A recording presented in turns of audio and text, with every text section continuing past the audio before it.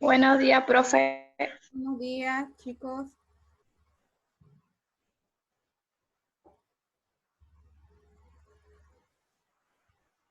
Mi 8, esa foto, profe.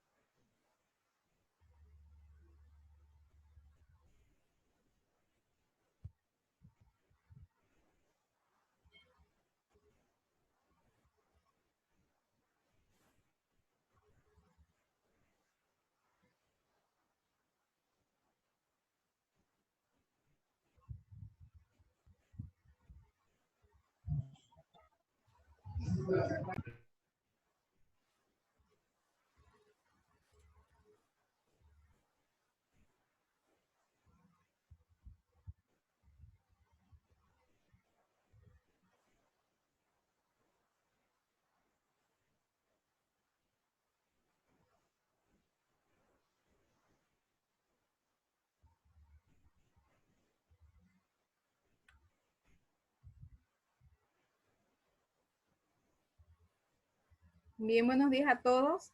¿Se puede ver la presentación de PowerPoint? Sí, se ve, profe. Bien. Vamos a comenzar entonces la clase de hoy día de la materia. Esta es el tema número 5 que vamos a avanzar y se denomina la célula como unidad vital, ¿sí? A partir de este tema es una nueva unidad donde vamos a ver todo lo referente a células, ¿sí? Vamos a hacer la descripción de los diferentes tipos de células que presentan los diferentes tipos de organismos vivos, ¿sí? Bien, entonces, ¿qué vamos a ver en este tema que se denomina la célula como unidad vital? Vamos a ver, como les mencionaba, tipos de células, ¿no? Cómo fueron los primeros organismos, qué tipo de células lo conformaban y cuál es la diferencia entre las células, entre diferentes organismos, ¿sí? Por ejemplo, una célula vegetal no va a ser igual que una célula animal, ¿sí? Si bien cumple la misma función, pero presenta estructuras que las diferencian a cada una de ellas, ¿sí? Entonces, por lo tanto, es la característica que les da de pertenecer a diferentes grupos, ¿sí? Entonces, por eso están los animales y las plantas, por ejemplo, separados en grupos diferentes, porque las células van a variar en estos organismos, ¿no? Y vamos a ver cuáles son esas características que las hacen diferentes, ¿sí? También vamos a ver la forma de las células, ¿no? Qué organismo las presenta, y vamos a hacer un detallado estudio de cada una de las estructuras y las funciones que cumplen esas estructuras o esas organelas dentro de una célula. ¿Cuál es la función específica que cumplen dentro de cada una de estas células? Bien. Vamos a ver un poquito de historia para que no se les olvide. ¿Quién descubrió la célula por primera vez o quién la observó por primera vez? ¿No? El descubrimiento de la célula se la debemos a Robert Hooke, quien fue el primero quien observó en un pedazo de corcho las formas celulares, ¿no? Él en un principio llamó a estas estructuras, las llamó celdas, ¿sí? Y después, con el avance de los estudios, le denominaron células a cada una de estas estructuras, ¿sí? Entonces, Robert Hooke fue el primero quien utilizó este término de células y fue el primero también quien observó que una estructura viva, como era el pedazo de corcho, ¿no? Que se extraía de una planta, una corteza de una planta, presentaba células, ¿no? Entonces, a partir de su descubrimiento, se llegó a ver y a verificar y identificar cada una de las células de los diferentes tipos de organismos vivos que existían, ¿no? Bien, entonces, fíjense, el microscopio de Hooke fue bastante rústico, ¿no? Prácticamente constaba de dos partes, la lente y un cilindro separado, ¿no? Entonces era bastante rústico su microscopio, ¿no?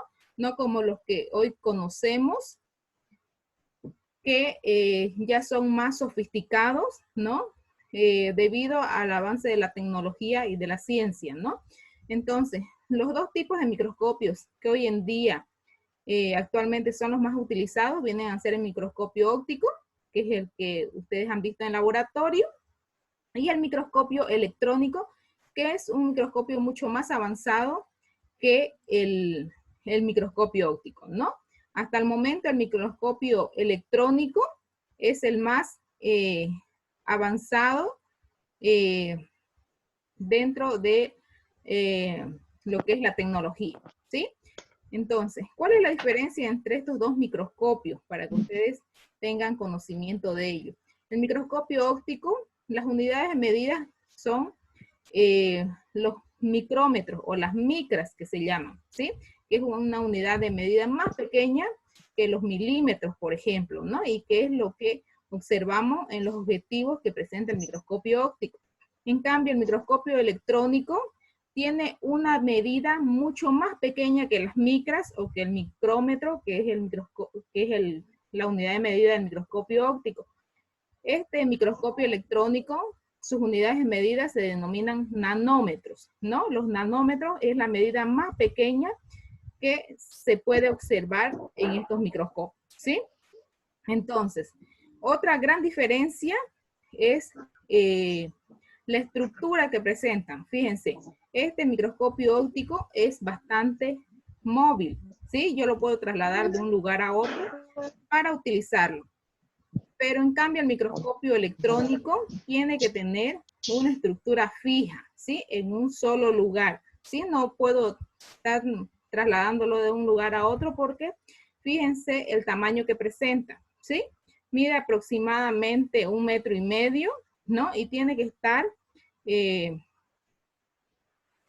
estar ensamblado en un lugar específico, ¿no? No lo puedo colocar en cualquier lugar porque necesita de diferentes cargas eléctricas, por ejemplo, ¿no?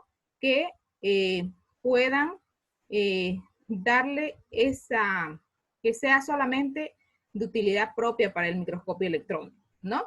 Entonces, como verán, si este microscopio electrónico tiene una medida más pequeña que el microscopio óptico, entonces aquí, por ejemplo, podemos ver detalladamente estructuras de organismos mucho más pequeños de los que observamos en el microscopio óptico.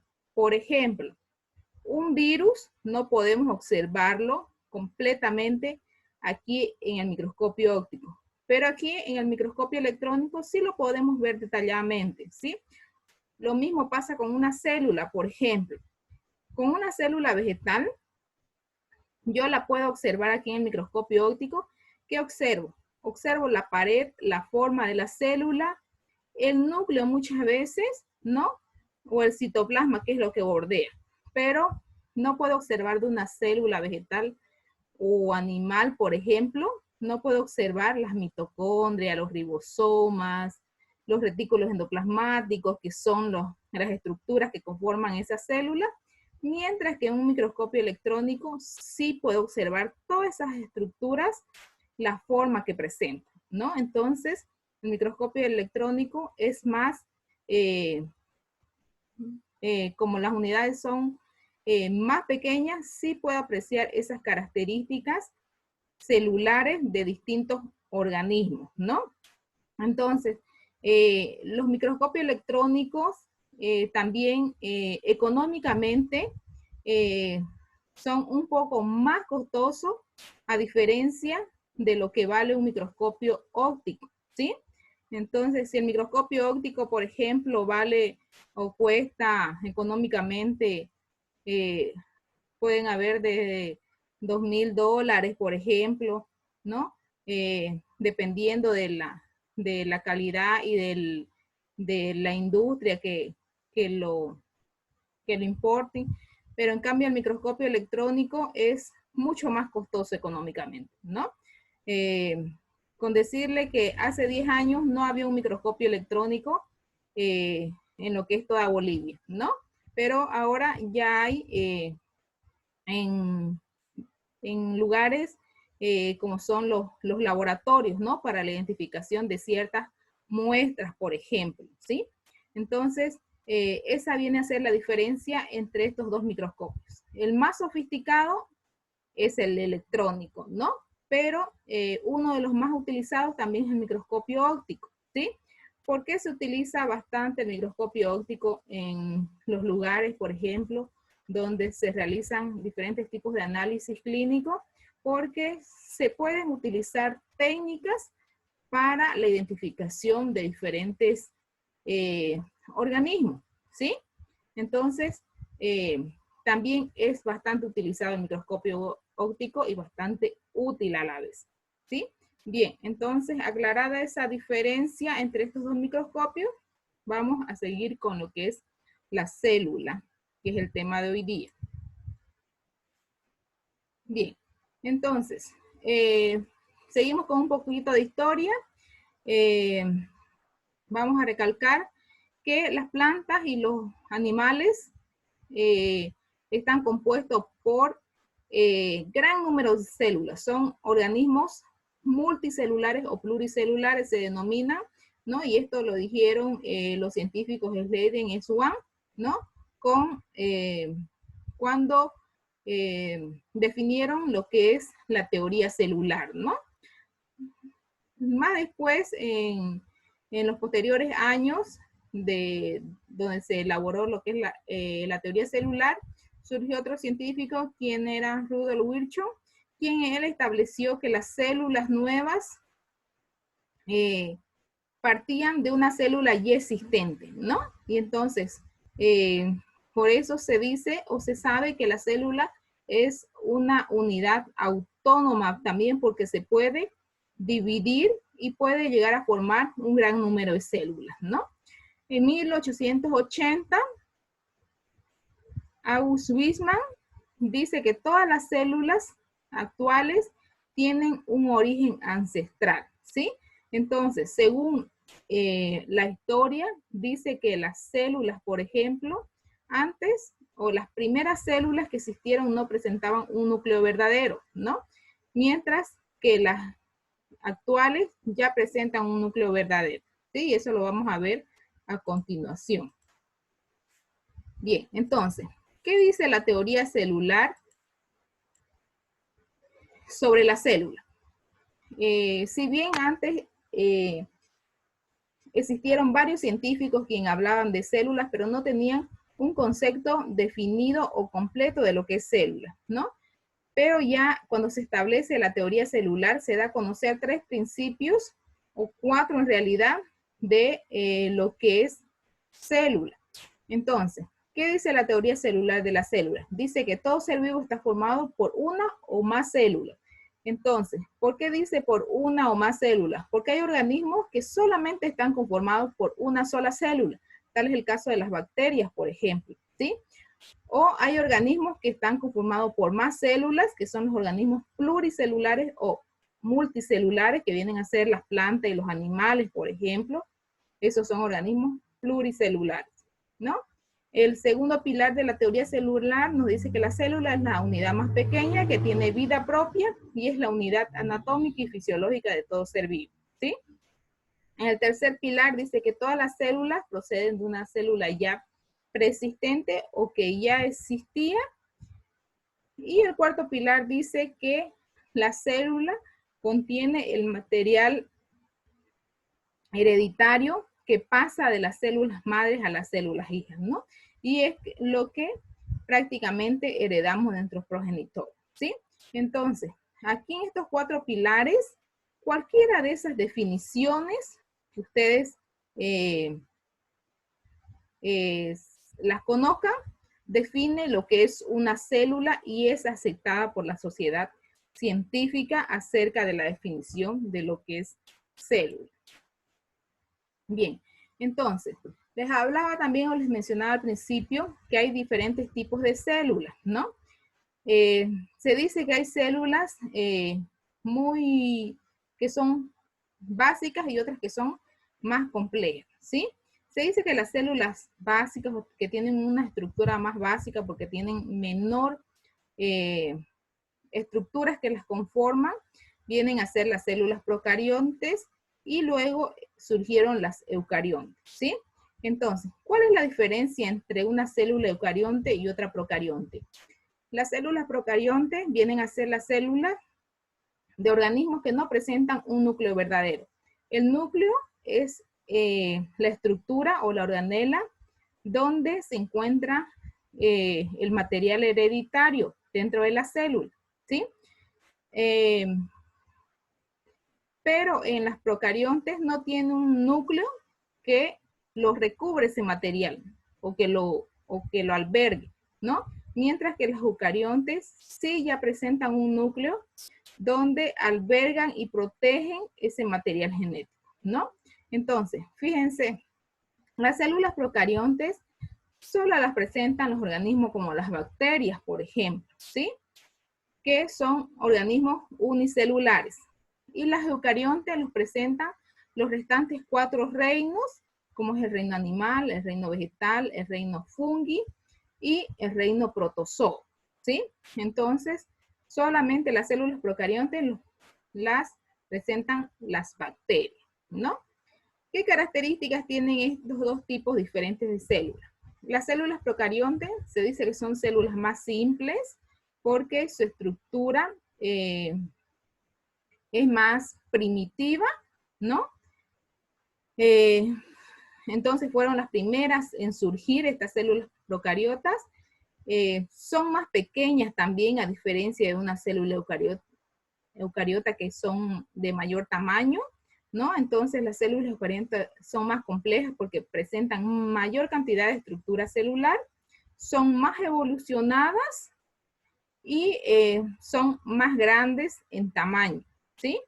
Entonces, las procariontes, proca quiere decir sin núcleo verdadero, y eucarionte quiere decir con núcleo verdadero, ¿sí?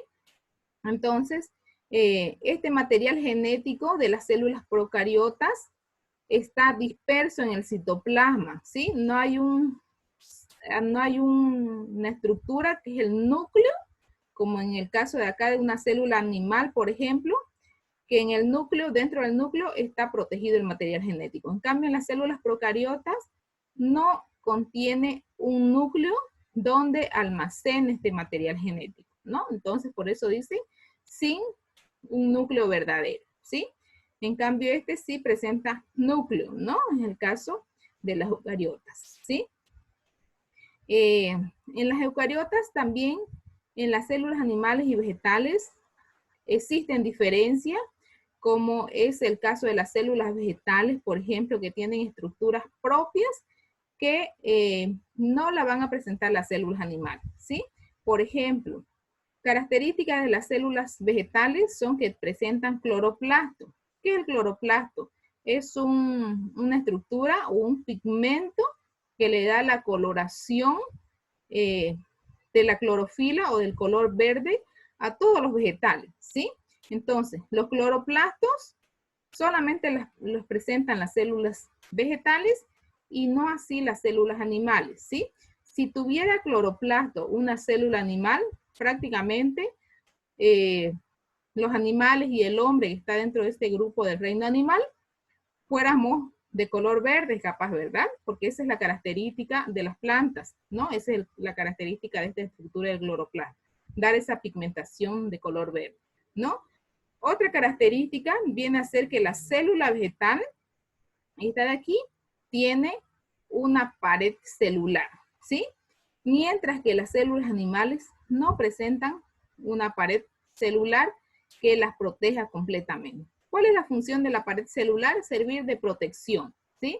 Entonces, a diferencia de la célula animal, la célula vegetal tiene una rigidez o una dureza o un borde que le da rigidez o le da consistencia, le da dureza, mientras que acá solamente tiene una membrana celular que es la que protege y bordea completamente a la célula, ¿no? Entonces, también hay diferencias entre estas células. Es por eso que los organismos están dentro de estos dos grupos diferentes, los vegetales y los animales que se denominan. Bien, entonces, para que lo tengan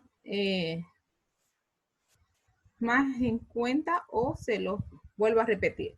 Las células vegetales, a diferencia de las células animales, las vegetales tienen una pared celular, que es la que le da mayor protección, tiene plastos o plastidios, que es el pigmento que tienen las células vegetales, presentan vacuolas de gran tamaño, porque a diferencia de los animales, las plantas necesitan almacenar mayor cantidad de agua. ¿Por qué?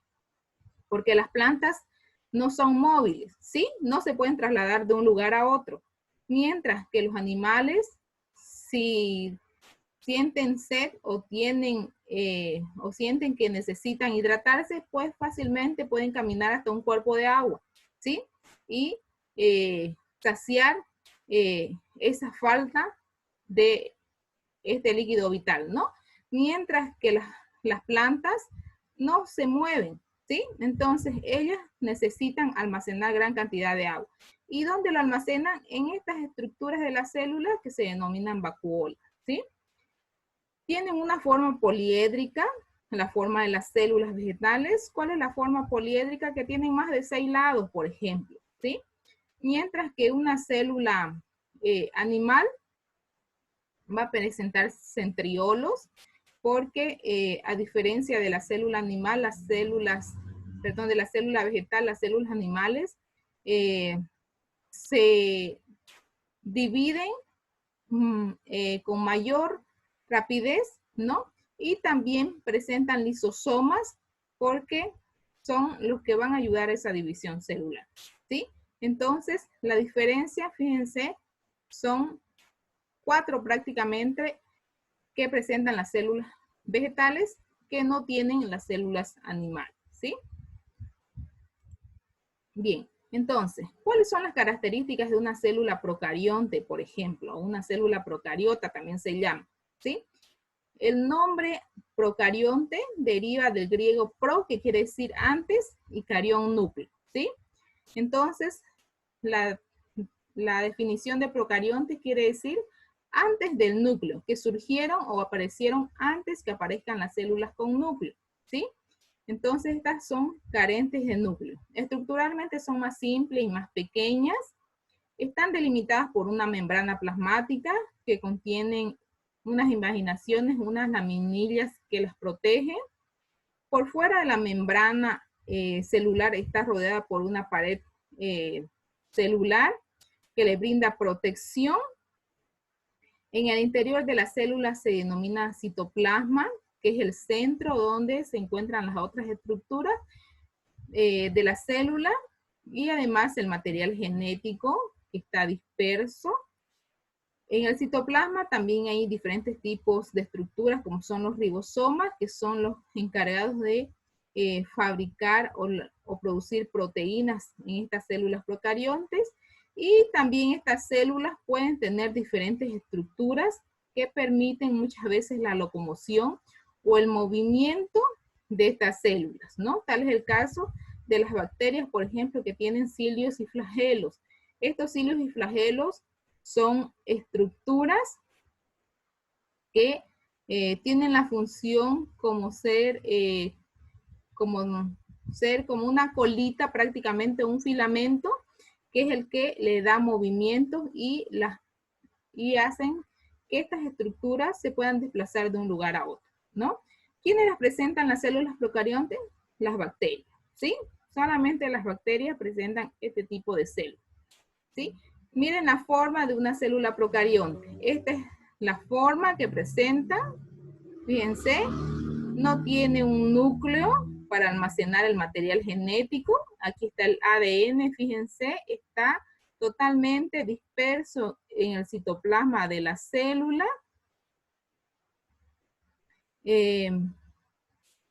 Presenta una pared celular, muchas veces algunas las utilizan, tiene ribosomas, este es el flagelo, fíjense, prácticamente tiene una forma de colita que es la que le da locomoción a esta célula, ¿no?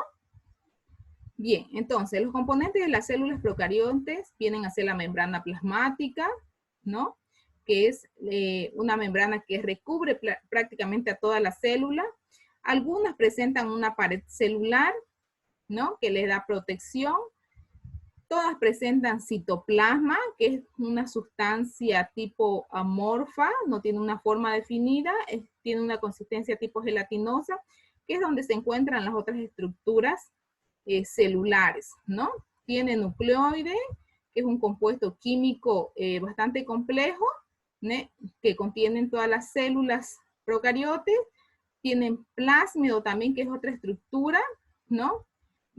Prácticamente son unos fragmentos de material genético de formas circulares y pequeños. También presentan ribosomas que contienen información y además producen proteínas. Presentan flagelos, que es lo que les mencionaba, esas colitas o esos apéndices largos como unas fibras que les dan la locomoción, ¿no? Y tienen la capacidad del movimiento autónomo. Y también algunas presentan cápsula, que es una cubierta, es la cubierta más externa de la célula, que le ayudan a algunas bacterias, por ejemplo, a entrar en hibernación, ¿no? Cuando estas se encuentran inactivas metabólicamente, ¿sí? Según la morfología bacteriana, las células procariotes o las bacterias pueden presentar diferentes formas celulares. Tal es el caso de los cocos, que tienen una forma circular. Cada uno de estos es un coco. Están los estreptococos, que tienen una forma como de collar de perlas. Luego están los bacilos, que tienen una forma más alargadita, a diferencia de los cocos. Los vibrios, fíjense, tienen la característica de una coma ortográfica. Y también están los espirilos, que tienen una forma de espiral, ¿no? De ahí viene su nombre, espirilo, de espiral, ¿sí? Entonces, todas esas formas son las formas más comunes que pueden presentar las bacterias, ¿sí? Vamos con las células eucariontes. Las células eucariontes, la palabra eu deriva o quiere decir verdadero, ¿sí? Y carión, núcleo. Entonces, estas son células que tienen un núcleo verdadero. ¿Qué otras características tienen estas células eucariontes? Tienen un modelo de organización más compleja, ¿no? A diferencia de las procariontes. Su tamaño es mucho mayor, son más grandes en tamaño. En el citoplasma hay diferentes estructuras que cumplen diversas funciones y que se las denomina también organelas celulares o estructuras celulares, ¿no? ¿Qué forma tiene una célula eucariota? Esta es una célula animal, ¿no? Recuerden que les mencioné que las células eucariontes los presentan los animales, los vegetales, los hongos también presentan este tipo de formas celulares, ¿no? Entonces, fíjense, el gran número de estructuras celulares que forman o que contienen estas células procariontes, ¿no? Como es el caso de una célula animal. Aquí vemos claramente el núcleo que alberga el material genético o las hebras de ADN, ¿sí? Presenta un nucleolo, presenta ribosomas, los centriolos, el aparato de Golgi y diferentes otras estructuras que cumplen una función específica, ¿no? Las células eucariontes de tipo vegetal, fíjense, hay una diferencia en cuanto a las células animales. En la forma, fíjense, las células animales son más esféricas o más circulares, mientras que las vegetales son un poco más rígidas o alargadas, ¿no? Por la pared celular que las protege completamente. Y también tiene un gran número de estructuras celulares que cumplen una función específica, ¿no? Aquí vean el tamaño de una célula procarionte y una célula eucarionte. Fíjense, esta de aquí es una bacteria, es una célula eucariota, ¿verdad? Esta es las unidades de medida del microscopio electrónico. Fíjense, de aquí para acá. Las unidades de medida les mencioné que son los nanómetros, ¿sí? Mientras que el microscopio electrónico, las unidades de medida son los micrómetros, ¿sí? Entonces, fíjense la diferencia. En un microscopio electrónico podemos observar la bacteria, la forma, ¿sí? Pero observamos en un microscopio óptico la forma, ¿sí? Que presentan las bacterias. Si son redondas, si son alargadas, a eso me refiero en la forma, ¿sí? Pero no podemos observar, por ejemplo, el material genético, ¿sí? Mientras que un microscopio electrónico sí lo hacemos. Fíjense, aquí en esta célula no podemos observar las proteínas, los lípidos, por ejemplo, que están aquí. Mientras que un microscopio electrónico, fíjense, se ve detalladamente las proteínas, los lípidos, las moléculas, hasta un átomo se puede identificar en un microscopio electrónico, cosa que no lo vamos a observar en un microscopio óptico, ¿sí? Y fíjense la diferencia entre células. Esta es una célula procariota y esta es una célula eucariota. Fíjense, esta es una organela, viene a ser una mitocondria, ¿no?